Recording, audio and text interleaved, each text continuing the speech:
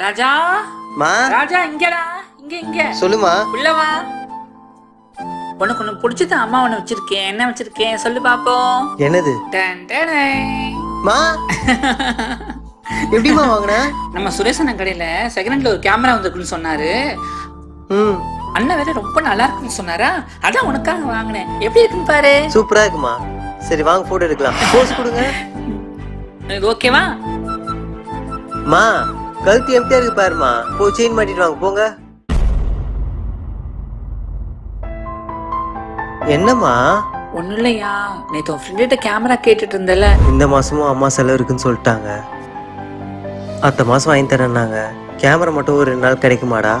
அடுத்த மாசம் வாங்கிப்போம். செயின் தானே, எப்ப வேணாலும் மூட்டிக்கலாம். நீ போட்டோ எடு. என்னடா போட்டோ எடுறா, போட்டோ எடு.